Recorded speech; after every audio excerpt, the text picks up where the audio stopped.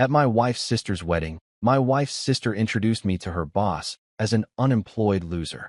Her boss looked at me, smiled, and said to the bride, "You're fired. My name is Marcus Hale, and if you're expecting some sob story about how hard my life is, you're going to be disappointed. I've got a beautiful wife named Tessa, a house with good bones, and enough money in the bank to sleep easy at night. What I don't have, apparently, is the kind of job that impresses 20-something tech bros at wedding rehearsal dinners. But we'll get to that in a minute." The Harbor House was doing its best impression of class that Friday night. All dimmed Edison bulbs and exposed brick, the kind of place that charges $47 for what they call artisanal mac and cheese, but is really just pasta with fancy cheese. The private dining room was packed with my wife's family and a bunch of Bianca's work friends who looked like they'd stepped out of a LinkedIn ad. You know the type. Fresh haircuts, expensive watches they probably financed, and that particular brand of confidence that comes from having never been truly humbled by life. Bianca Ortiz, soon to be Bianca Reyes, poor bastard Jordan, is my sister-in-law, and tonight was her big moment to shine before the wedding tomorrow. She's 26, sharp as a tack, and has been climbing the corporate ladder at some tech investment firm in Chicago like her life depends on it. Which, knowing Bianca, it probably does. The girl's got more ambition than a real housewife at a charity auction, and about as much subtlety. I was sitting there, minding my own business and working on what had to be the world's most overpriced Caesar salad, when Bianca's voice cut through the dinner conversation like a buzzsaw through plywood. She'd had enough champagne to float a small yacht, and her filter had officially left the building. "So, Adrian," she was saying to this silver-haired guy who looked like he'd been born wearing a suit, "I absolutely love working at Luminate Ventures. I mean, the energy there is just incredible. We're growing so fast, and you always say you only respect winners, right?" She flashed this megawatt smile that probably cost her parents a fortune in orthodontist bills. Adrian Wolf, because of course his last name is Wolf, nodded politely. He was her boss, apparently, and had the kind of face that gave away absolutely nothing. Corporate poker face perfected over decades of telling people their dreams were stupid while somehow making it sound like a compliment. But Bianca wasn't done. Oh no, she was just getting warmed up. She turned toward me with this look that I'd seen before. The same expression my neighbor's cat gets when it's about to knock something expensive off a shelf just because it can. Unlike some people at this table who don't even have a job. The room went quieter than a church on Monday morning. Margaret, my mother-in-law, suddenly became very interested in her wine glass. Clive, the father-in-law, cleared his throat like he was trying to dislodge a golf ball. Jordan, the poor groom-to-be, looked like he wanted to crawl under the table and disappear until this whole marriage thing blew over. I felt Tessa's hand find mine under the table, giving it a little squeeze that said both, "I'm sorry," and "Please don't murder my sister at her rehearsal dinner." Smart woman, my wife. She knows me well enough to recognize when I'm calculating exactly how many different ways I could destroy someone's entire world before dessert arrives. The thing is, everyone at that table thought they knew my story. Unemployed Marcus, the deadbeat brother-in-law who married up and now spends his days doing God knows what while his successful wife pays the bills. I could practically hear their thoughts. Poor Tessa, stuck with that loser. At least Bianca's got her act together. What they didn't know, what none of them knew, except maybe Tessa, and even she didn't know the full extent, was that I had my fingers in more pies than a bakery owner with commitment issues. See, I like my home office. I like my garden. I like my peace and quiet and the ability to work in sweatpants if I damn well please. But that doesn't mean I'm sitting around eating bonbons and watching soap operas all day. I smiled at Bianca, the kind of smile you give a toddler who just announced they can fly. "You're absolutely right," I said, cutting another piece of lettuce. "I don't have a traditional job." She looked so pleased with herself, like she'd just solved world hunger or figured out how to make airline food edible. Her work friends chuckled, that uncomfortable kind of laughter people do when they're not sure if they should be laughing, but everyone else is doing it, so they might as well join in. Marcus is very creative with his time, Margaret offered weakly, bless her heart. She was trying to smooth things over, but it was like putting a Band-Aid on a severed artery. "Oh, I'm sure he keeps busy," Bianca said, her voice dripping with the kind of fake sweetness that could rot your teeth from across the room. "We all need our hobbies, right?" Hobbies. That's what she called it. I took another bite of my $40 rabbit food and nodded thoughtfully. Absolutely. Everyone needs something to keep them occupied. Adrian was watching this whole exchange with the intensity of a hawk watching a field mouse, but he stayed quiet. Smart man. In situations like this, it's usually better to let people dig their own graves rather than hand them the shovel. The conversation moved on to wedding details and work gossip, but I could feel the damage hanging in the air like smoke after a grease fire. Bianca had made her point loud and clear in front of her boss, her colleagues, and both our families. Marcus Hale was a loser, a disappointment, someone to be pitted rather than respected. I kept eating my salad and listening to the chatter, watching as Bianca basked in what she thought was her moment of triumph. She'd established the pecking order, put me in my place, and shown everyone exactly where she stood in the hierarchy of successful people. What she didn't realize was that she'd just started a clock ticking. See, I've learned something over the years. People reveal who they really are when they think you can't touch them. When they believe you're beneath them, that's when they show you their true colors. And Bianca had just painted herself in shades I wouldn't use to decorate a gas station bathroom. I finished my salad, complimented the bride on her choice of venue for tomorrow, and made small talk about the weather with Uncle Frank, who'd driven down from Milwaukee and had strong opinions about the Cubs' chances this season. All normal, all pleasant, all perfectly civilized. But inside, I was setting a timer. Because sometimes, the best response to being underestimated isn't to prove people wrong immediately. Sometimes, it's better to let them keep digging until they've made a hole so deep they can't climb out of it. Tomorrow was going to be a very interesting day. The drive home from Harbor House was quieter than a morgue at midnight. Tessa kept glancing at me from the passenger seat like I was a bomb that might go off if she hit the wrong pothole. She knows me well enough to recognize when I'm in what she calls my dangerously calm mode. That special state where I get so pissed off that I actually become more polite and reasonable, which somehow makes me 10 times scarier than if I just started yelling like a normal person. "You okay?" she finally asked as we pulled into our driveway, which was about as loaded a question as asking someone if they've stopped beating their wife. "Peachy," I said, and I meant it. I was better than okay. I was energized in the way that only comes from watching someone hand you exactly the ammunition you need to completely destroy their world. It's like Christmas morning, but instead of presents under the tree, you've got a perfectly wrapped opportunity for justice. Tessa went upstairs to do whatever mysterious nighttime ritual women do that involves 17 different skincare products and at least 45 minutes in the bathroom. I told her I needed to check some emails, which wasn't exactly a lie. It's just that the emails I needed to check weren't the kind most people would expect from someone who supposedly spends his days watching Netflix and scratching his ass. My study is my sanctuary, a room that Tessa lovingly calls my man cave, and I prefer to think of as my command center. Dark wood paneling, floor-to-ceiling bookshelves, and a desk that's older than most of the tech bros who probably make more in a year than my grandfather made in a decade. It's the kind of room where serious business gets done, even if that business is conducted by a guy in cargo shorts and a Cubs t-shirt. I flicked on the lights and there it was, hanging on the wall like a trophy from a hunting trip I'd never bothered to brag about.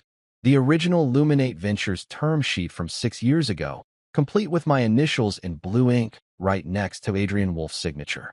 Right below that, a stack of early pitch decks bound in leather, each one representing a meeting where I'd asked hard questions and written bigger checks than most people see in their retirement accounts. And there, in a simple black frame that cost about $12 at Target, was a photo of Adrian and me from the year Luminate launched. We're both younger, both hungrier, both standing in what used to be their first office, a converted warehouse space that smelled like stale coffee and desperate ambition. Adrian's got his arm around my shoulder, and we're both grinning like idiots who just figured out how to print money in the basement. We weren't best friends then, and we're not best friends now. But we respected each other, which in the business world is worth about 10 times more than friendship and lasts about 100 times longer. I'd backed him when he was just another MBA with a PowerPoint and a dream, when every other investor in Chicago thought venture capital was either too risky or too boring to bother with. The beautiful thing about that relationship was how quiet it was. My shares in Luminate were held through something called Hale Crest Holdings, a family investment vehicle that sounded exactly boring enough that nobody ever asked questions about it. No flashy press releases, No mentions in TechCrunch. No ego-stroking interviews about my vision for the future of innovation. Just paperwork, signatures, and the kind of steady returns that let me buy organic tomatoes without checking the price. I pulled out my leather notebook, the kind of old-school paper and pen setup that drives young people crazy because they can't figure out how to sync it to their phones. This particular notebook had been with me for 3 years, filled with observations, ideas, and the occasional reminder to pick up dry cleaning or call my mother on her birthday. Tonight, I was adding a new entry. I wrote down the date, June 14th, and then carefully transcribed Bianca's exact words from dinner.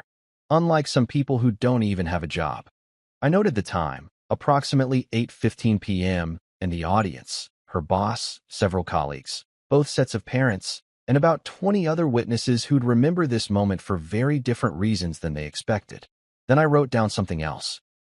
The way she'd used status as a weapon, the casual cruelty of someone who'd confused job titles with human worth, and the particular kind of confidence that comes from believing you're untouchable because you work at a prestigious company.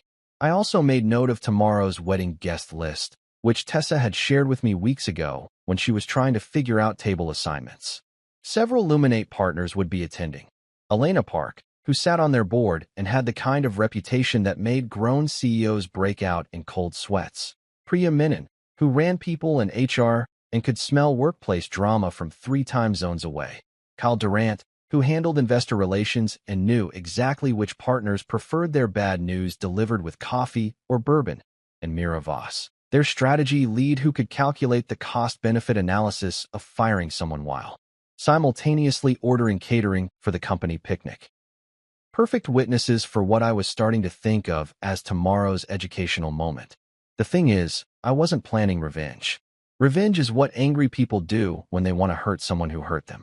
It's emotional, it's messy, and it usually backfires in spectacular ways that leave everyone worse off than when they started. No, what I was planning was much simpler and infinitely more effective. I was going to turn on the lights. See, most people live their lives in partial darkness, making assumptions about others based on incomplete information and surface-level observations. They see someone working from home and assume he's unemployed. They see someone who doesn't brag about his accomplishments and assume he doesn't have any. They confuse quiet confidence with weakness, humility with failure. Light has this amazing property. It shows you exactly what's been there all along. It doesn't create dust. It just makes visible the dust that was always floating around, invisible until someone flipped the switch.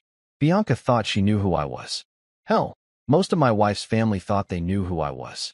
The unemployed brother-in-law who'd married up and was coasting on his wife's success, probably counting the days until she came to her senses and traded up for someone with a real career and a LinkedIn profile worth bragging about. Tomorrow, they were going to learn that assumptions, like shadows, tend to disappear when you introduce enough light to the situation. I closed the notebook and leaned back in my chair, looking at that photo of Adrian and me. 6 years ago, we'd been 2 guys betting on the future of technology and each other.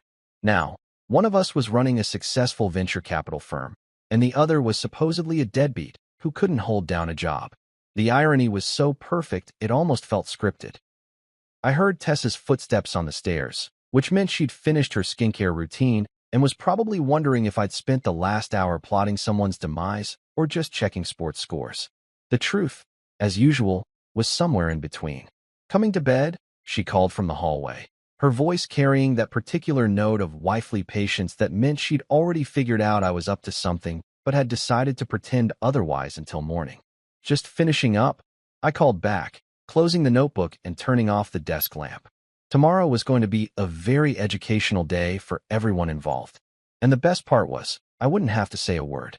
Saturday afternoon rolled around like a lazy cat in a sunbeam, all warm and peaceful and completely oblivious to the chaos that was about to unfold in approximately 4 hours.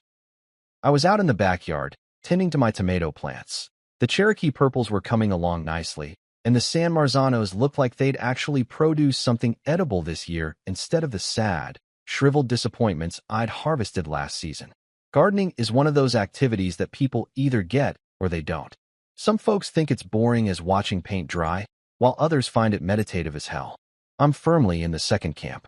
There's something deeply satisfying about coaxing life out of dirt, about the predictable rhythms of watering and weeding and waiting. Plants don't lie to you, don't backstab you at dinner parties, and don't judge you based on your job title or lack thereof. I was giving the tomatoes their afternoon drink when I heard the sliding door open behind me. I didn't have to turn around to know it was Tessa. After 12 years of marriage, you develop a kind of spouse radar that can identify your partner's footsteps from 3 rooms away.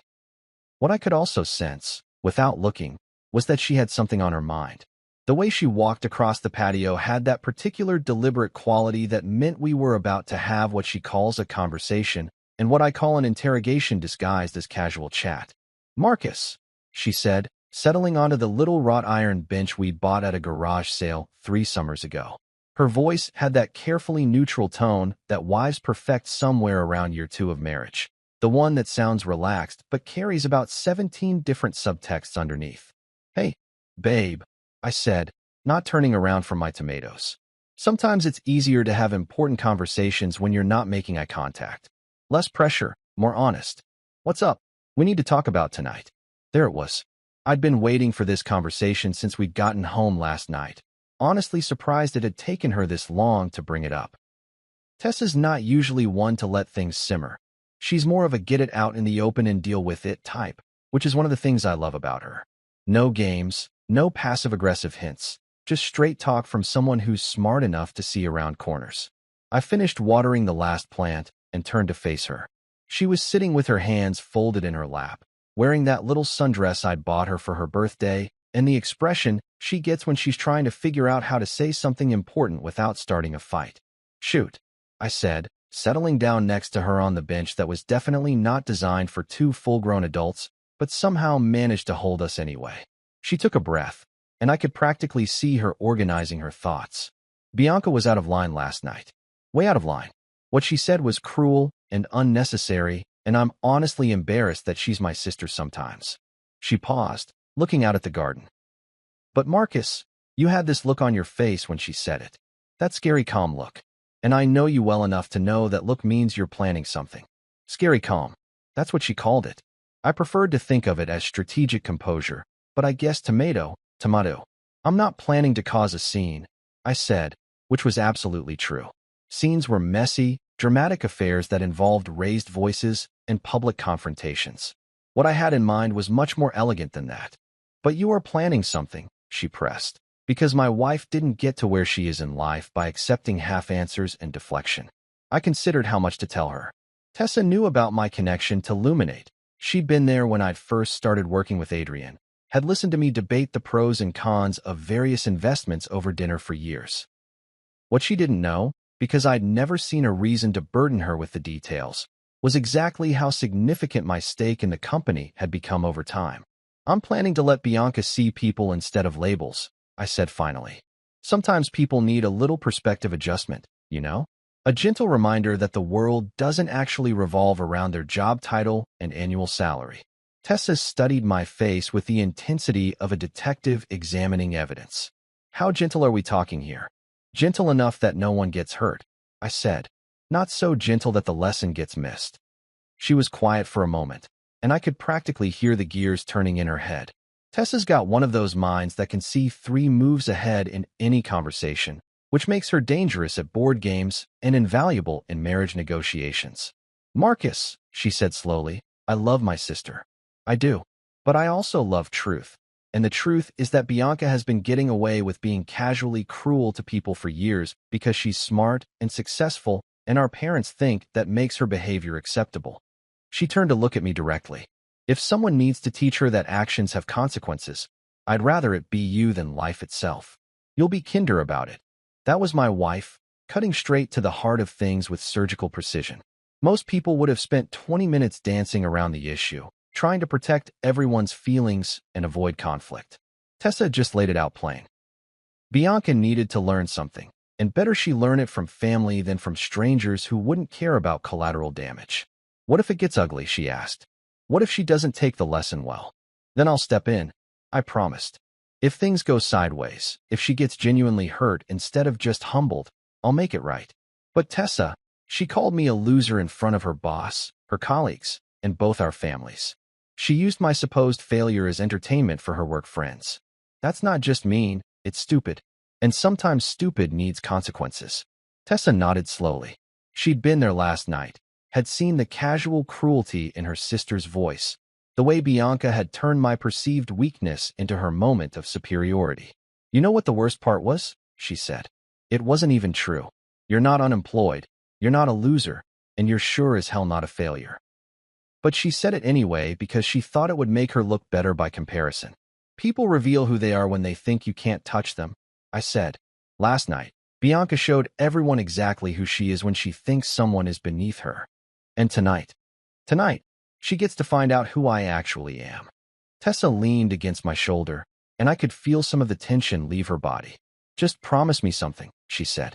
Promise me that whatever you're planning, it comes from a place of wanting to teach her something, not from wanting to hurt her back. I promise, I said, and I meant it. Revenge was for people who wanted to cause pain. Education was for people who wanted to prevent it from happening again. We sat there for a while, watching the tomatoes grow and listening to the neighbor's dog bark at absolutely nothing, the way dogs do when they're bored and want to remind the world they exist. In a few hours, we'd be getting dressed for Bianca's wedding, putting on our fancy clothes and our public faces and pretending that last night never happened. But it had happened. And tonight, we were all going to learn something about the difference between assumptions and reality. I should go start getting ready, Tessa said eventually, standing up and brushing imaginary dirt off her dress. Yeah, I said. Big day ahead. She paused at the sliding door and looked back at me. Marcus, whatever happens tonight, I'm on your side. Just remember that she's still my sister. I won't forget, I said. And I wouldn't. Family was family, even when family needed to learn some hard truths about respect and humility. The tomatoes would be fine without me for one evening. Tonight, I had bigger things to tend to. The thing about preparing for battle, and make no mistake, tonight was going to be a battle, even if it looked like a wedding, is that every detail matters. From the shoes you wear to the way you hold your shoulders, everything sends a message. And I intended for my message to be loud and clear without saying a word, which is why I found myself standing in Armando's tailoring at 9:30 Saturday morning, surrounded by more fabric than a theater costume department, and feeling like I was suiting up for the most important performance of my life. Armando Gutierrez had been tailoring suits in Chicago for 37 years, and his shop looked like it hadn't changed since the Carter administration. Bolts of fabric lined the walls from floor to ceiling, creating a rainbow of grays, blues, and blacks that would make a funeral director weep with joy. The smell of steam and starch hung in the air like incense, and somewhere in the back, an ancient sewing machine hummed along like a mechanical prayer. Mr. Hale, Armando said, emerging from behind a rack of suits with his measuring tape draped around his neck like a stethoscope. He was a small man with careful hands and eyes that missed absolutely nothing. The charcoal, yes? For tonight. I called him yesterday after the rehearsal dinner, which had probably seemed insane to anyone listening. Who the hell orders a custom suit alteration with 12 hours notice? But Armando understood that sometimes a man needed to look like exactly who he was, not who people thought he was. That's the one, I said, as he gestured for me to step up onto the fitting platform that had probably seen more Chicago power brokers than City Hall. The suit was beautiful in that understated way that costs more than most people's car payments, but never advertises the fact. Charcoal gray wool that felt like liquid mercury, cut in a classic style that wouldn't look out of place in a boardroom or at a state dinner. Not flashy, not trendy, just impeccably made and perfectly fitted to suggest that the man wearing it had his shit thoroughly together. Arms up, Armando instructed, sliding the jacket over my shoulders with the reverence of a priest handling communion wafers. His hands moved quickly, pinning and adjusting with the muscle memory of someone who'd done this dance thousands of times. You want to look like money without looking like you're trying to look like money, yes? Exactly, I said. The man understood the assignment. He stepped back, studying the hang of the jacket with the intensity of an art critic examining a Picasso. Dignity, he said, nodding once. Dignity is the cleanest line. Everything else is just showing off. While he worked his magic with pins and chalk, I thought about the psychology of clothing. Most people think fashion is shallow, all surface and no substance. But anyone who's ever walked into a room and felt underdressed knows better. Clothes are armor, communication, and confidence all rolled into one. Tonight, I needed to look like someone who belonged in the same conversation as venture capitalists and tech executives, not like someone who'd wandered in from the unemployment line. The shirt, Armando said, producing a crisp white cotton button-down that looked like it had been pressed by angels. Simple, clean, nothing fancy because fancy makes people think you're trying too hard. I nodded. The shirt was perfect, expensive enough to signal quality, simple enough to avoid looking desperate for attention. Paired with the charcoal suit, it would create exactly the impression I was going for. Quiet competence, understated success, the kind of man who didn't need to prove anything to anyone because his record spoke for itself. And the tie? He asked, holding up 3 options like a sommelier presenting wine choices. I considered the options. A bold navy with subtle pattern that screamed, "Look at me," a conservative gray that whispered, "I'm boring but reliable," and a brushed silver that suggested, "I'm interesting enough to notice, but not so flashy that you'll remember what I was wearing instead of what I said." "The silver," I said, "but not a regular tie clip. Something simple." Armando nodded approvingly and disappeared into the back room, returning with a slim platinum tie bar that caught the light without throwing it around like a disco ball. It was the kind of piece that whispered rather than shouted, elegant without being ostentatious. "Your wife gave you this?" he asked, and I realized I'd been unconsciously touching the tie bar. "3rd anniversary," I said. Tessa had surprised me with it after I'd closed a particularly difficult deal back when I was still playing the corporate game full-time. The inscription on the back was too small for anyone else to read, but I knew it was there, for my quiet storm. "T. Good woman," Armando said, which was possibly the understatement of the century. By the time he finished with the alterations, I looked like a completely different person.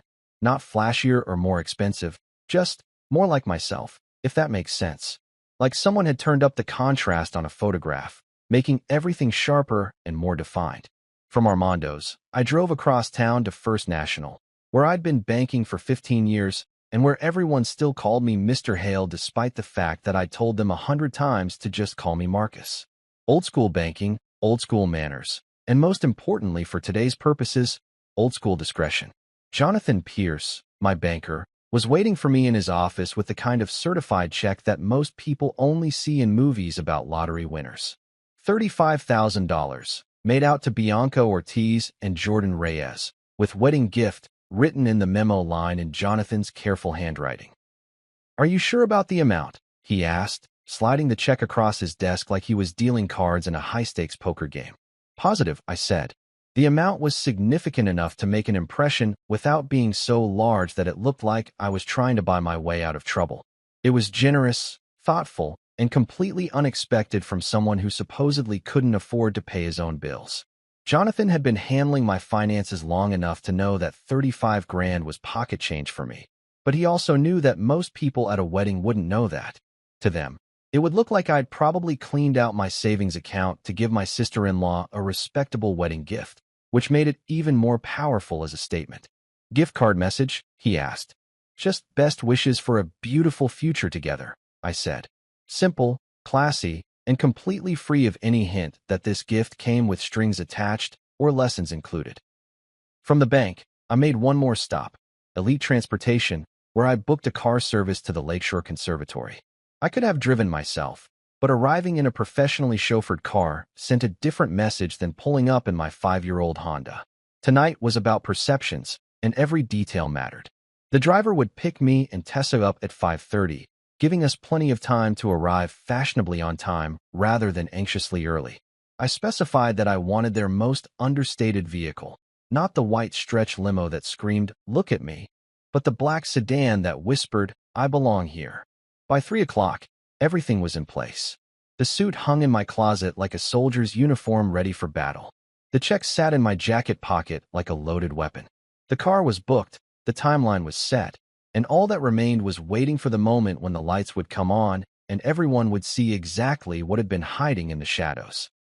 I went back to my study and pulled out the leather notebook one more time, adding a final entry. "Ready. Let there be light." Tonight, Bianca was going to learn that assumptions, like shadows, disappear when you introduce enough illumination to the situation. and I was going to enjoy every second of it. The Lakeshore Conservatory looked like something out of a fairy tale that had been given an unlimited budget and a really good interior designer. Glass walls stretched up toward a vaulted ceiling that seemed to go on forever, creating this cathedral of light that made everything inside glow like it had been touched by some kind of divine Instagram filter. Hanging gardens cascaded from every available surface, and the afternoon sun streaming through the glass turned the whole place into a greenhouse paradise that probably cost more per hour to rent than most people make in a month. I had to hand it to Bianca and Jordan. They'd picked a hell of a venue. The kind of place that made you want to get married again, just so you'd have an excuse to stand in all that natural beauty and pretend your love was as eternal as the architectural bones holding the whole thing together. Tessa and I arrived right on time, which in wedding terms meant we were fashionably punctual without being embarrassingly eager. The car service had been perfect, smooth, quiet, and exactly the right level of understated elegance. When we stepped out of that black sedan, I caught a few people glancing our way with the kind of mild curiosity reserved for guests who looked like they might be more important than initially expected. My suit felt like armor, and I moved through the gathering crowd with the confidence of someone who belonged exactly where he was. The charcoal gray caught the light just right. The white shirt was crisp enough to cut glass, and the platinum tie bar that Tessa had given me 3 years ago caught the occasional ray of sunshine like a subtle beacon of quiet success. "You clean up nice," Tessa murmured as we walked toward the ceremony space, her arm linked through mine. She looked absolutely stunning in a navy dress that somehow managed to be elegant, appropriate, and jaw-droppingly beautiful all at the same time. After 12 years of marriage, she still had the power to make me forget whatever I was thinking about and just stare like a teenager with his first crush. "Not bad yourself," I said, which was possibly the understatement of the decade. The ceremony area was set up in the main conservatory space, with white chairs arranged in perfect rows facing a makeshift altar that had been decorated with enough flowers to stock a small florist shop. The guest list was exactly what you'd expect from a tech executive's wedding. A mix of family members trying to look comfortable in fancy clothes, work colleagues who'd clearly spent their Saturday afternoon getting expensive haircuts, and a handful of plus ones who looked like they'd rather be anywhere else on Earth. I spotted the Luminate Ventures crew immediately. Adrian Wolf was easy to pick out, silver hair, perfect posture, and the kind of calm confidence that comes from making life-changing decisions before most people finish their morning coffee. Elena Park stood near the back, scanning the crowd with the intensity of someone who'd learned to read people and situations as a survival skill. Priya Menon was chatting with what looked like other wedding guests, but I could tell she was cataloging everything she saw for future reference. Kyle Durant had that slightly uncomfortable look of someone who'd rather be reviewing quarterly reports than making small talk about centerpieces. Perfect witnesses for what was coming later. But right now, none of that mattered. Right now, this was just a wedding, and despite everything that had happened at the rehearsal dinner, despite whatever was going to unfold during the reception, I had to admit that Bianca looked absolutely beautiful. She appeared at the back of the conservatory right on schedule, and I'll be damned if she didn't take my breath away. The dress was some kind of flowing ivory creation that looked like it had been designed by angels with excellent taste and unlimited budgets. Her hair was perfect, her makeup was flawless, and when she started down the aisle on Clive's arm, she looked like every bride should look on her wedding day, radiant, happy, and completely convinced that she was the center of the universe. I wasn't going to take that away from her. Whatever lessons needed to be learned could wait until after she'd had her moment in the spotlight. Wedding days were sacred, even when the bride happened to be someone who'd spent the previous evening using your supposed failures as entertainment for her work friends. Clive looked proud as hell walking his younger daughter down the aisle, and I caught Margaret dabbing at her eyes with a tissue that had probably cost more than most people's lunch. Family moments like this transcended whatever petty bullshit had happened at dinner parties or would happen at receptions. This was about love, commitment, and the hope that two people could build something beautiful together. The officiant was some friend of Jordan's who'd apparently gotten ordained online specifically for this occasion, which should have been tacky, but somehow worked perfectly in the conservatory setting. He kept the ceremony short and sweet, focusing on the couple rather than showing off his newly minted religious authority. Jordan looked nervous as hell but happy about it. the way grooms should look when they're about to promise their entire future to someone they're crazy about. When Bianca reached the altar and Clive placed her hand in Jordan's, the poor guy looked like he'd just won the lottery and was afraid someone was going to tell him it was all a mistake. The vows were sweet, if a little rehearsed. Bianca had clearly spent hours crafting something that sounded spontaneous while actually being perfectly polished, which was very her. Jordan went for sincerity over sophistication, stumbling slightly over his words, but making up for it with genuine emotion that had half the audience reaching for tissues. When they kissed, the conservatory erupted in applause and camera clicks, and for that moment, all the drama and tension from the night before seemed to evaporate like morning mist. This was what weddings were supposed to be about. Two people making promises to each other while surrounded by everyone who loved them. But then came the photo session, and that's when things started to get interesting again. Margaret went into full mother-of-the-bride mode, shepherding Bianca around the conservatory like a personal publicist working the red carpet at the Oscars. Every conversation was a networking opportunity. Every introduction was a chance to show off her successful daughter to an audience of colleagues and industry connections. "Elena, you simply must meet my daughter," I heard Margaret saying as she practically dragged Bianca toward the Luminate board member. Bianca's been such an asset to Adrian's team. I kept my distance, chatting with the florist about the hydrangeas and watching the social dynamics play out like some kind of corporate theater performance. Bianca was in her element, working the crowd with the skill of someone who'd learned early that success was as much about who you knew as what you knew. She introduced herself to investors, charmed the plus ones, and generally held court like a queen receiving tribute from her subjects. Every conversation reinforced her position as the successful sister, the one who'd made something of herself, the family member everyone could be proud of. And through it all, I watched and waited, because I knew that in about an hour, all of this careful image management was going to come crashing down like a house of cards in a hurricane. But for now, let her have her moment. Let her bask in the admiration and the congratulations and the general sense that she'd achieved everything she'd worked for. The reckoning could wait until cocktail hour.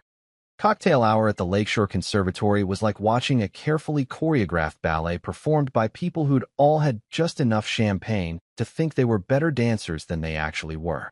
The string quartet, for classical musicians who probably made more per hour than most people's daily wages, had set up in the corner and were working their way through what I recognized as a playlist designed to sound sophisticated without being so highbrow that it made the tech bros uncomfortable. The bar was doing steady business, serving drinks with names like Eternal Bliss and Love's First Kiss to guests who were clearly more interested in the alcohol content than the romantic branding. I'd grabbed a bourbon, just bourbon, no cutesy wedding name required, and positioned myself near the west wall where I had a clear view of the entire room and easy access to both exits. Old habits from my consulting days, when reading a room could mean the difference between closing a deal and watching it walk out the door. Tessa was making the rounds, doing that thing wives do at family events where they somehow manage to talk to everyone, remember everyone's kids' names, and keep an eye on their potentially volatile husband all at the same time. Every few minutes, she'd catch my eye across the room and give me a little smile that said both, "behaving yourself," and "I love you even when you're plotting someone's professional downfall." The Luminate Ventures crowd had naturally gravitated toward each other, forming the kind of insular professional cluster that happens whenever people who work together find themselves at social events. Adrian was holding court near the floor-to-ceiling windows that overlooked the lake, nursing what looked like scotch and listening to Kyle Duran explain something with the kind of animated hand gestures that suggested either passion or panic. Elena Park was working the room like the seasoned board member she was, making strategic conversation with other guests while keeping one eye on the Luminate team dynamics. Priya Menon had found herself talking to Margaret about something that involved a lot of nodding and polite laughter, while Miravas was examining the conservatory's architecture with the analytical intensity of someone who couldn't turn off the strategic planning part of her brain, even at a wedding. It was perfect. They were all here, all relaxed, all in party mode, and completely unprepared for what was about to unfold. I was working on my second bourbon and contemplating the irony of the situation when I saw Bianca making her way across the room toward Adrian with the determined stride of someone on a mission. She'd changed from her ceremony dress into something more cocktail appropriate. A flowing number that probably cost more than most people's rent, but somehow managed to look effortless rather than expensive.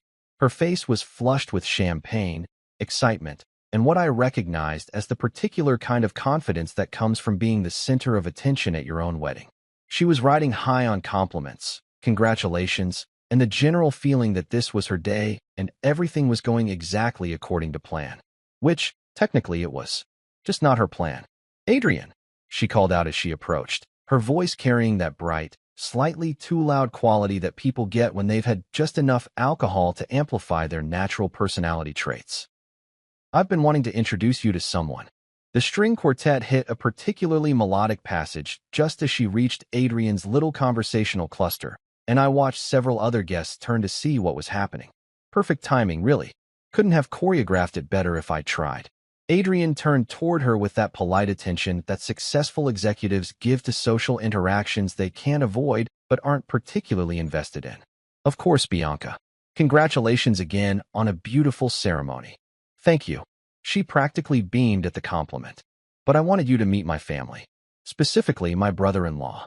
She gestured toward me with the kind of theatrical flourish that would have been at home on a game show. "Adrian, meet Marcus, the unemployed loser I was telling you about." And there it was. The moment I'd been waiting for since last night's dinner, delivered with even more public spectacle than I'd dared to hope for. The string quartet seemed to miss a note, or maybe that was just my imagination. Several nearby conversations stuttered to a halt as people processed what they'd just heard. The phrase "unemployed loser" hung in the air like smoke from a backfiring car, impossible to ignore and deeply uncomfortable for everyone within earshot. Carl Durant's animated hand gestures froze mid-motion. Priya looked up from her conversation with Margaret with the sharp attention of someone whose HR instincts had just started screaming warnings. Elena Park's eyebrows rose approximately half an inch, which in boardroom terms was equivalent to standing up and shouting, "What the hell?" But Adrian? Adrian just looked at me with that calm, unreadable expression that had probably made more than a few startup founders break out in cold sweats over the years. He studied my face for what felt like an eternity, but was probably only 3 or 4 seconds, his eyes moving from my carefully chosen suit to my perfectly knotted tie to the platinum tie bar that caught the conservatory's abundant natural light. Then, slowly, his expression changed. The polite mask slipped away, replaced by something that might have been recognition, might have been surprise, and was definitely amusement. A smile started at the corners of his mouth and spread across his face like sunrise breaking over the horizon. "Well, I'll be damned," he said, loud enough for the growing circle of suddenly attentive guests to hear clearly. He stepped forward and clapped a hand on my shoulder with the kind of genuine warmth reserved for old friends and respected colleagues. "Marcus Hale, how the hell are you?" The atmosphere in our little corner of the conservatory shifted like a weather front moving through. I could practically feel the confusion rippling outward as people tried to reconcile the warm recognition in Adrian's voice with Bianca's introduction of me as an unemployed loser. Bianca's triumphant expression flickered like a candle in a sudden breeze. "You know each other?" "Know each other?" Adrian's laugh had the kind of genuine warmth that you can't fake, no matter how good your poker face is. "Bianca, I don't think you understand." He turned back to me, still smiling. "How long has it been?" 2 years since we had coffee." "About that," I said, keeping my voice casual despite the fact that my heart was beating like a drum solo. "Good to see you, Adrian." The circle of observers was growing as other guests sensed drama unfolding and drifted over with the kind of casual curiosity that makes wedding receptions infinitely more entertaining than the organizers usually intend. Margaret had abandoned her conversation with Priya and was moving closer with the expression of someone who suspected she was about to witness either a miracle or a disaster. Bianca looked like someone who'd just realized she'd walked into the wrong movie halfway through the plot. "I don't understand," she said, her voice carrying a note of rising panic that probably wasn't audible to anyone who didn't know her as well as I did. "Marcus doesn't. He's not." "Not what?" Adrian asked, and there was something in his tone that made it very clear this wasn't a rhetorical question. The moment stretched out like taffy, sweet and potentially messy, while Bianca's champagne-fueled confidence began its rapid descent into stone-cold sobriety. I could see the wheels turning in her head as she tried to figure out how to explain calling someone an unemployed loser to their face, when that someone was apparently on friendly terms with her boss. "He doesn't work," she said finally, the words coming out smaller and less certain than before. "I mean, he doesn't have a job. Tessa supports him." The silence that followed was the kind of quiet that makes everyone hyper-aware of background noise. I could hear the string quartet, the clink of glasses, the murmur of other conversations, and somewhere in the distance, what sounded like a lawn mower that someone had forgotten to turn off. Adrian looked at Bianca for a long moment, then back at me, then at the growing crowd of suddenly very interested wedding guests. Elena Park had moved closer, her board member instincts clearly activated by whatever was happening here. Priya looked like she was mentally composing incident reports. Kyle had the expression of someone watching a car accident unfold in slow motion. And then Adrian smiled again, but this time it wasn't warm. This time it was the kind of smile that corporate executives give right before they explain why your department is being eliminated. "Bianca," he said, his voice carrying clearly across the suddenly attentive crowd, "you're fired." The words landed like a meteor hitting the conservatory floor. Several guests made small, involuntary sounds of surprise. Someone's champagne glass slipped from nerveless fingers and shattered against the stone floor with a crystalline crash that seemed to echo for far longer than physics should have allowed. Bianca's face went through what had to be 5 different expressions in the space of 2 seconds: confusion, disbelief, panic, anger, and finally a kind of desperate hope that this was all some kind of elaborate joke that would make sense if she just waited long enough. "What?" The word came out as barely more than a whisper. This is a joke, right? It's my wedding day." "No," Adrian said, his voice steady and completely without humor. "It's not." And that's when the real show began. The silence that followed Adrian's declaration lasted exactly long enough for everyone within earshot to process what they'd just witnessed. Then, like a dam bursting, the quiet shattered into a cacophony of whispered conversations, sharp intakes of breath, and the kind of nervous energy that fills a room when something dramatic happens and nobody's quite sure how they're supposed to react. I stayed perfectly still, watching Bianca's face cycle through what had to be the 5 stages of career grief and fast forward. Denial was already giving way to anger, and I could practically see the moment when her brain shifted from "this can't be happening" to "someone's going to pay for this." "You can't be serious," she said, her voice gaining strength and volume as the shock wore off. "Adrian, this is my wedding day. There are 100 people here. This is..." She gestured wildly at the conservatory, the guests, the string quartet that had stopped playing entirely and was now pretending to tune their instruments while obviously listening to every word. "This is insane." Adrian didn't raise his voice. He didn't need to. When you've spent years making decisions that affect people's lives and livelihoods, you develop a particular kind of calm authority that makes shouting unnecessary and usually counterproductive. "No, Bianca," he said, each word clear and measured. "What's insane is mocking a family member at his own dinner table. What's insane is using someone's perceived status as entertainment for your colleagues. What's insane is thinking that cruelty is acceptable as long as you're punching down instead of up." The crowd around us had grown considerably. What had started as maybe a dozen curious onlookers was now closer to 30 people, including most of the Luminate Ventures team and a good chunk of the wedding party. Margaret was pushing through the cluster of guests with the determined expression of a mother hen whose chicks were under attack. Clive followed behind her, looking like a man who'd suddenly realized his peaceful retirement was about to be interrupted by family drama of epic proportions. "But he doesn't work." Bianca's voice was climbing toward hysteria, and I could see several guests exchanging uncomfortable glances. "He sits at home all day while Tessa pays the bills." I was just being honest. That's when Elena Park stepped forward, and I had to admire the way she moved through the crowd like a shark cutting through water. Board members don't get to where they are by avoiding difficult conversations, and Elena had the kind of presence that made even venture capitalists stand a little straighter. "Honest about what, exactly?" Elena asked, her voice carrying the kind of polite interest that experienced executives use when they're about to dismantle someone's argument piece by piece. "What do you actually know about Marcus's professional situation?" Bianca looked at Elena like she'd just been asked to solve calculus in her head, while juggling flaming torches. He doesn't have a job. Everyone knows that. He's been unemployed for years. Everyone knows that, Elena repeated, and somehow managed to make it sound like the most ridiculous statement anyone had ever uttered. She glanced at Adrian, then at me, then back at Bianca. Based on what information? Based on the fact that he doesn't go to an office.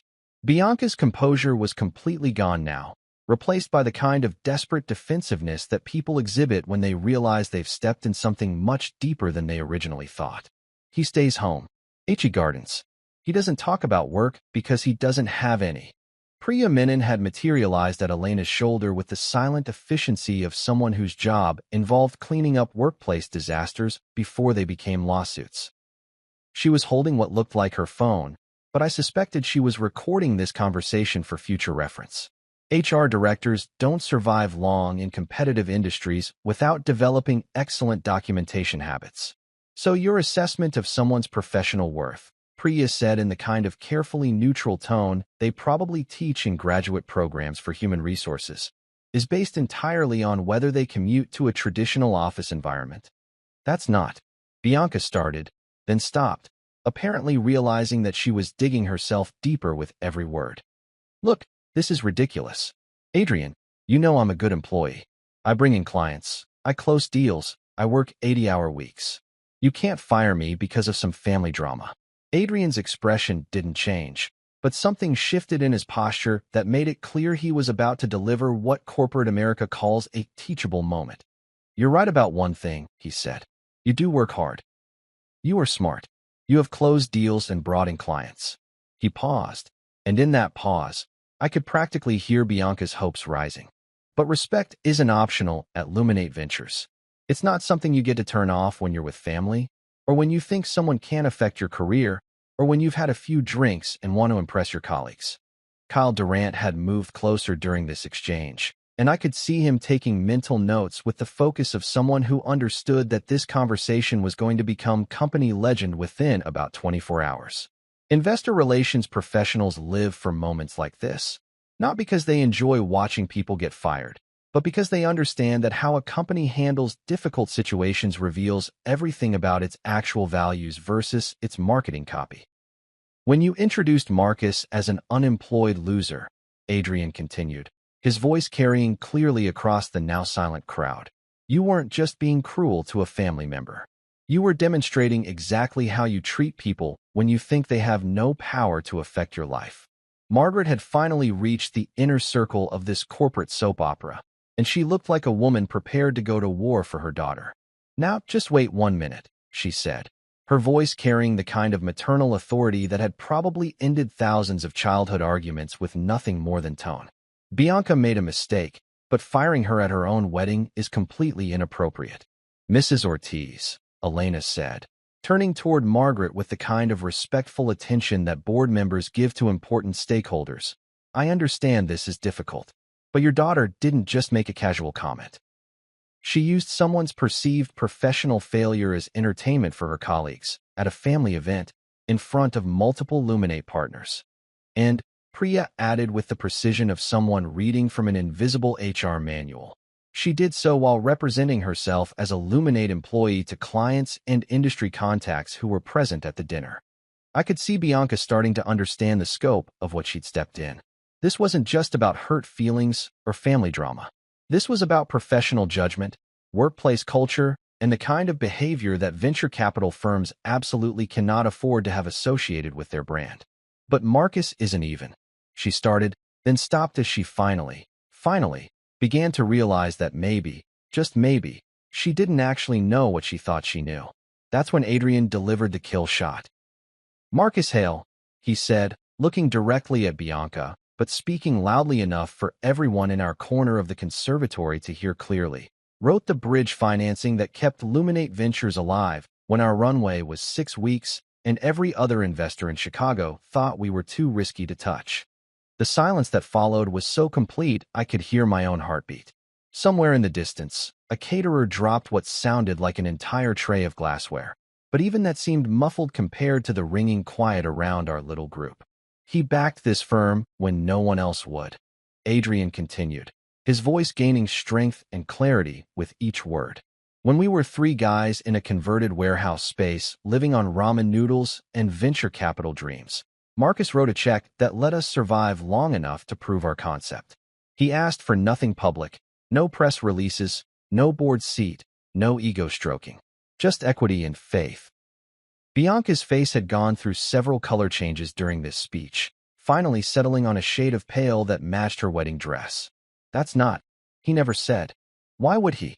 Elena asked, and there was something approaching pity in her voice.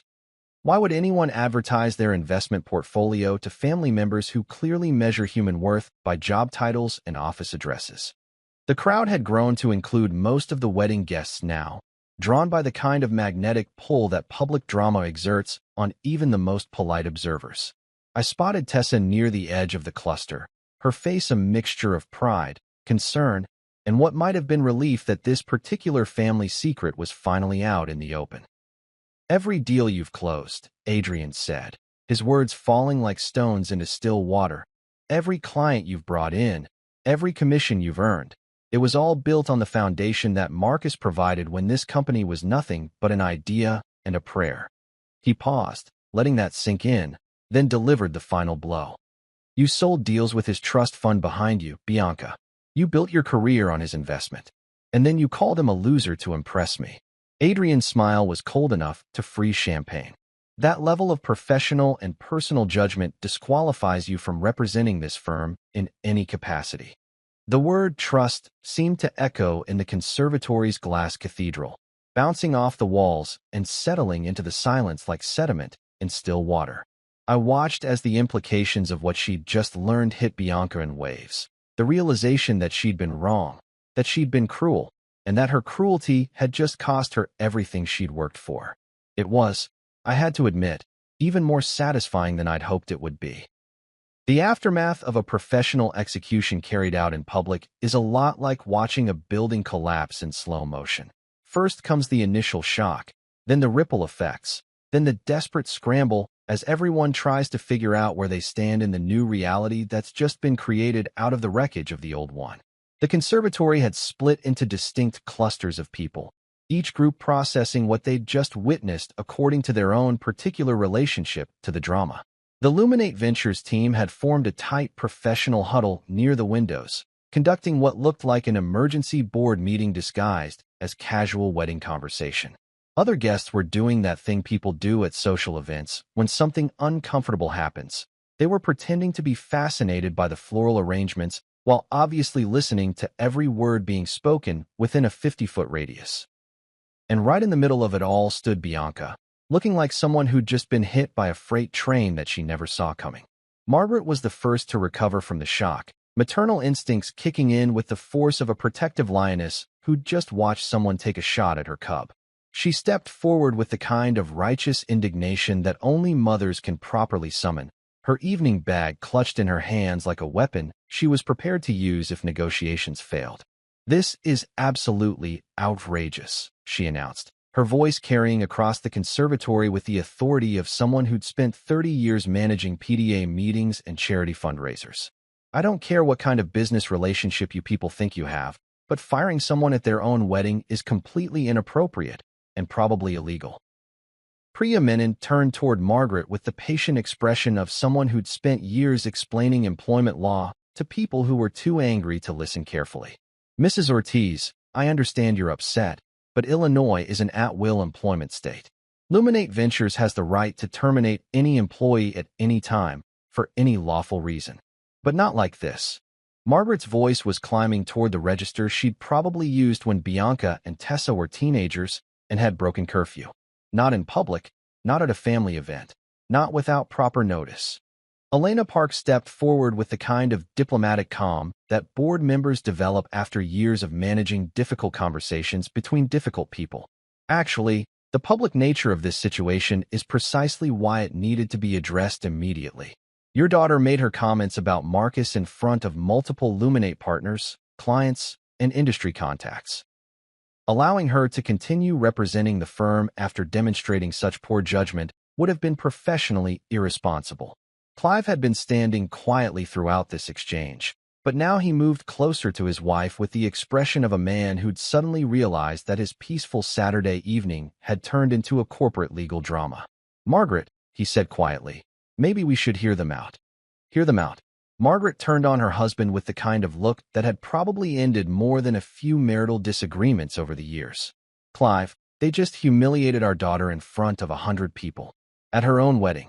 That's when Bianca finally found her voice again, though it came out smaller and more uncertain than anyone had probably ever heard from her before. "Mom, please," she said, her hand reaching out to touch Margaret's arm. "Just, please stop." The simple request seemed to deflate some of Margaret's maternal fury, though her protective instincts were still clearly running at full throttle. "Honey, you don't have to accept this. We can get lawyers, we can fight this." "With what grounds?" Bianca asked, and there was something in her voice that suggested she was finally beginning to understand the full scope of what had just happened. "Mom, they're right. I screwed up. I screwed up badly."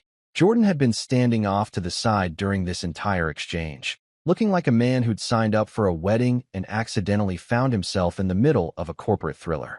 He moved closer to his new wife with the kind of awkward protectiveness that people show when they want to help, but have absolutely no idea what kind of help would actually be useful. "Bianca," he said softly, "we can figure this out. It's just a job. There are other jobs." The look she gave him was the kind of expression that probably appeared on the Titanic when someone suggested that the iceberg was just a minor navigation issue. "Jordan, you don't understand. This isn't just any job. This is my career. This is everything I've worked for since college." And that's when I decided it was time to do what I'd come here to do. I reached into my jacket pocket and pulled out the envelope that Jonathan Pierce had prepared for me that morning. The certified check inside represented more money than most people saw in a year, and under normal circumstances, it would have been a generous and thoughtful wedding gift from a brother-in-law who wanted to celebrate the happy couple's new life together. These weren't normal circumstances, but that didn't change what the check represented. "Bianca," I said, stepping forward and extending the envelope toward her. "This was always going to be your wedding gift. It still is." She stared at the envelope like it might explode if she touched it, her expression cycling between confusion, suspicion, and something that might have been hope. "I don't understand." "Open it," I said simply, with hands that shook slightly, whether from champagne, shock, or the emotional whiplash of the last 10 minutes. She opened the envelope and pulled out the check. I watched her eyes scan the amount, then widen as the number registered fully. $35,000, she whispered, looking up at me with an expression I'd never seen on her face before. It was confusion and gratitude and shame and anger all mixed together in a cocktail that probably didn't have a name. "Why would you, after what I said, after what just happened?" "Because weddings deserve clean starts," I said, loud enough for the crowd of observers to hear clearly. "And because I was family yesterday, I'm family today, and I'll be family tomorrow." The money isn't contingent on your job, your apologies, or your opinion of me. Jordan was staring at the check over his wife's shoulder, his expression suggesting that $35,000 represented more financial security than he'd ever expected to see in one place at one time. "Marcus, we can't accept this. Not after." "Yes, you can," I said firmly. "This gift isn't about what happened at dinner last night, and it's not about what happened here tonight. It's about the fact that you two are starting a life together, and new lives deserve support from family, even when family members sometimes say stupid things to each other." Tessa had worked her way through the crowd during this exchange, and now she appeared at my side with the kind of timing that only comes from 12 years of marriage and an almost supernatural ability to know when your spouse needs backup. "The check was Marcus's idea," she said, addressing both Bianca and the crowd of witnesses who were still hanging on every word of this family drama. "He ordered it yesterday morning, before the rehearsal dinner, before anything that happened last night." The implications of that timeline seemed to hit Bianca like a physical blow. She'd called me a loser at dinner, not knowing that I'd already planned to give her and Jordan enough money to pay off student loans, make a down payment on a house, or start the kind of emergency fund that most young couples only dream about. "I don't deserve this," she said, her voice barely above a whisper. "Maybe not," I agreed, which probably wasn't the most diplomatic response, but was certainly the most honest one. "But Jordan does. And more importantly, This isn't about what anyone deserves. It's about what family does for family, even when family screws up. The silence that followed was different from the earlier quiet, less shocked, more contemplative. I could see people processing not just what had happened, but what it meant about forgiveness, family, and the difference between consequences and cruelty. The money isn't the lesson, Bianca, I said finally. The lesson is that actions have consequences, but family is family. You lost your job tonight because of the choices you made. You're getting this gift because of the choices I made. Two different things, based on two different sets of values. She nodded slowly, tears starting to track down her cheeks in lines that were probably going to play hell with her wedding makeup. I'm sorry, she whispered. Marcus, I'm so sorry. I know, I said. And I did know. The apology wasn't going to undo the damage, but it was a start. The thing about watching someone's entire professional world collapse in real time is that eventually, the shock wears off and you're left with the practical question of what happens next. Bianca was standing there holding a $35,000 check and the smoking ruins of her career, while a conservatory full of wedding guests tried to figure out whether they should pretend this whole thing never happened or start taking notes for the stories they'd be telling at dinner parties for the next 5 years. That's when Priya Menon stepped forward with the kind of professional composure that reminded everyone why HR directors get paid the big bucks to clean up messes that other people create. Bianca, she said, her voice carrying the neutral tone that human resources professionals perfect somewhere around their second week on the job. Obviously, this situation is unprecedented, and we need to handle the transition in a way that's fair to everyone involved. Translation. We're going to fire you professionally instead of just dramatically, because we're a real company and not a reality TV show. Bianca looked up from the check she'd been staring at like it might contain the answers to life's deepest mysteries. What does that mean exactly? Priya pulled out her phone with the efficiency of someone who'd probably handled more termination procedures than most people had hot dinners. It means we're going to structure your exit properly, even though the circumstances are unusual. Paid leave through the end of the month, health coverage continuation for 60 days, and a reference letter that focuses on your professional achievements rather than today's incident. The relief that crossed Bianca's face was so obvious you could have seen it from the parking lot. Whatever else had happened tonight, she wasn't going to be left completely high and dry with no income and no benefits while she tried to figure out how to rebuild her career from scratch. However, Priya continued, and that single word carried enough weight to crush a small building. If you're interested in potential future opportunities with Luminate Ventures, there would be conditions. Now that was interesting. I watched Adrian's face carefully, trying to read whether this was Priya freelancing or whether they discussed this possibility during their impromptu huddle by the windows. Adrian's expression gave away exactly nothing, which probably meant he'd known this was coming. What kind of conditions? Bianca asked, her voice carrying a note of hope that was probably premature but understandable under the circumstances. Elena Park moved closer, and I realized that this wasn't just an HR conversation anymore. This was a board-level decision being made in real time at a wedding reception, which, when you thought about it, was either completely insane or exactly the kind of agile decision-making that separated successful companies from bureaucratic disasters. 6 months minimum before any reapplication consideration, Elena said, ticking off points with the precision of someone reading from an invisible checklist. Completion of professional development coaching focused on leadership, empathy, and unconscious bias. Documentation of 40 hours of volunteer work with workforce development or career transition nonprofit organizations. And Priya added with the kind of emphasis that suggested this was the most important condition of all. Absolutely no social media documentation of the volunteer work. No LinkedIn posts about your personal growth journey, no Instagram stories about giving back to the community, no Twitter threads about lessons learned. The work has to be genuine service, not reputation management. I had to hand it to them. They'd just outlined a rehabilitation program that would either help Bianca become a better human being or prove definitively that she was more interested in appearances than actual growth. It was elegant, fair, and completely ruthless in its effectiveness. Bianca was nodding frantically, like a drowning person who'd just been thrown a life preserver. Yes, absolutely. I can do all of that. I want to do all of that. But then she stopped nodding and looked directly at me for the first time since this whole conversation had started. Marcus, she said, her voice smaller than I'd ever heard it. What do you think? Do you think I deserve a second chance? And there it was, the question I'd been hoping she'd ask, because it meant she was finally understanding that this wasn't just about her relationship with her employer.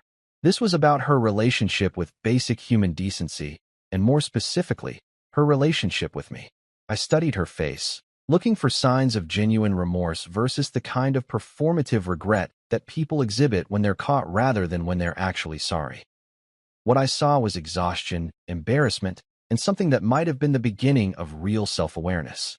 I think, I said carefully, that you've spent a lot of years confusing success with worth and titles with character. Last night at dinner, you didn't see a person when you looked at me. You saw a label, unemployed, and you decided that label told you everything you needed to know about my value as a human being. She winced, but she didn't look away, which was progress. The question isn't whether you deserve a second chance, I continued. The question is whether you want to become the kind of person who sees people instead of resumes. Because if you do this program, if you put in the work, if you actually volunteer 40 hours helping people find jobs without posting about it on social media, you might learn something important about what really matters.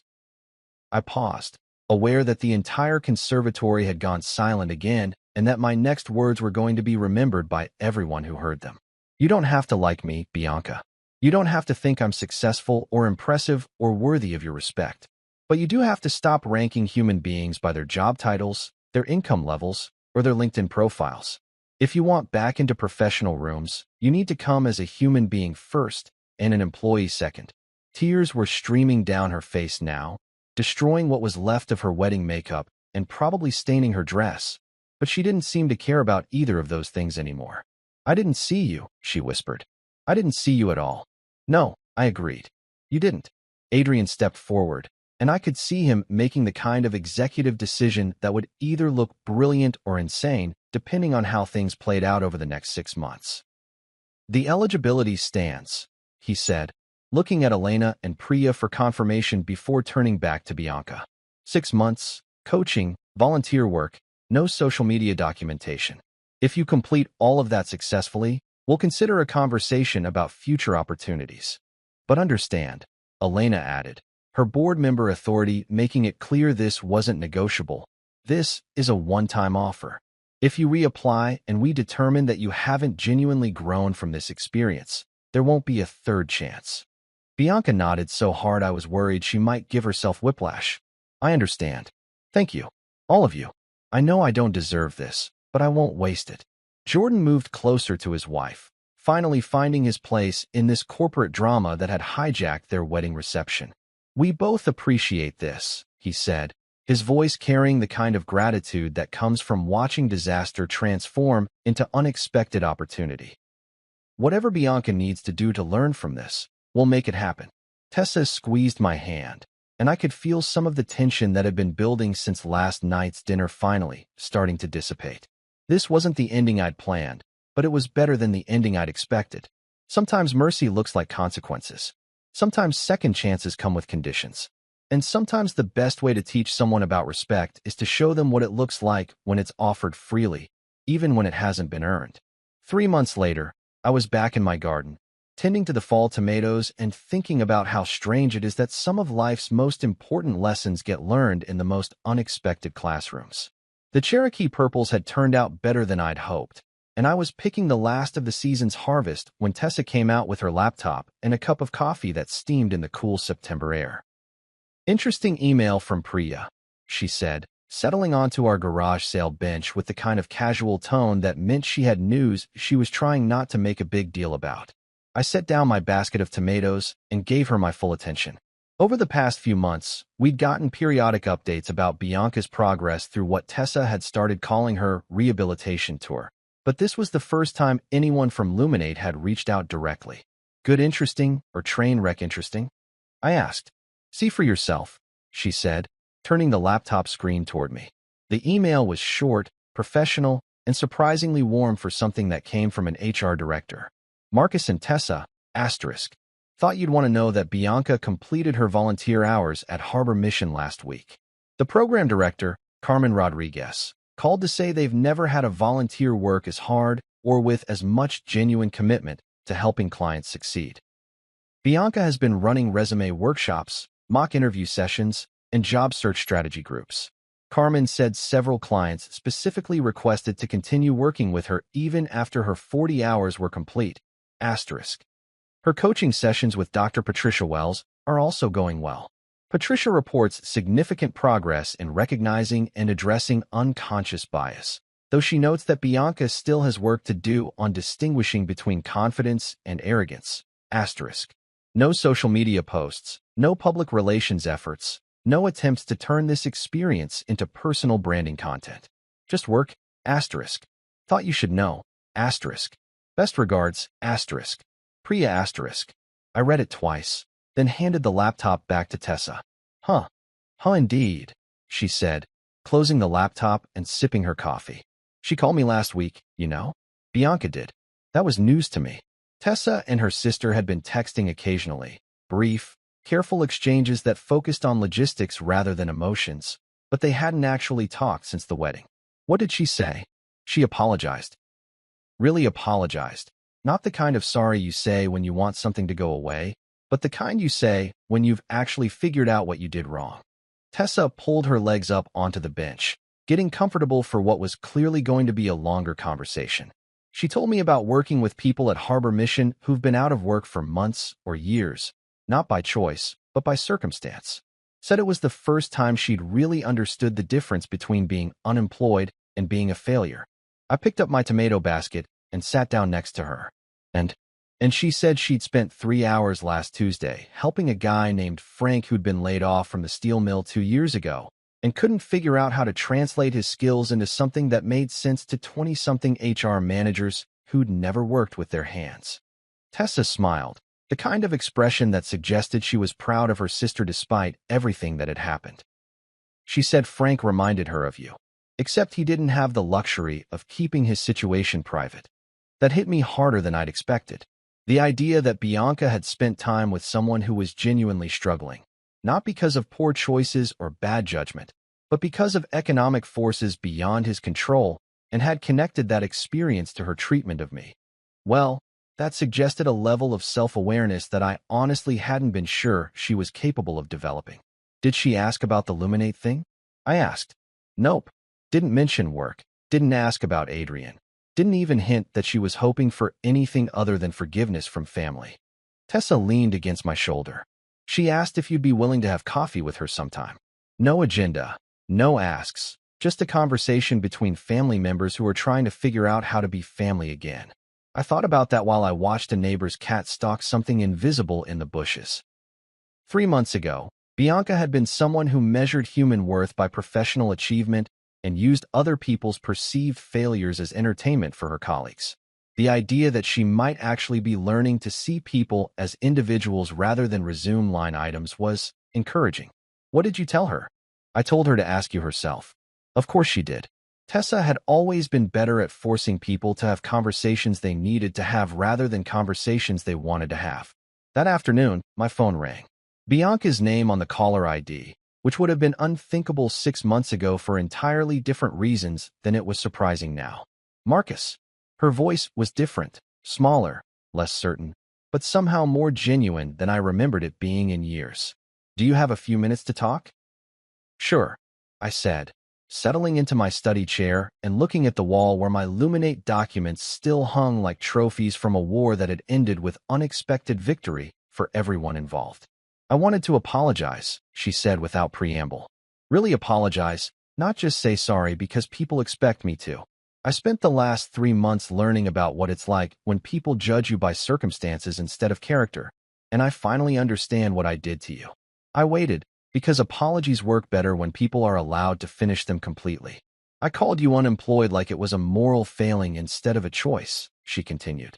I used your situation as entertainment because I thought it made me look successful by comparison. I was cruel because I thought cruelty towards someone I perceived as weak would impress people I wanted to think I was strong. Yeah, I said. That's exactly what you did. I know.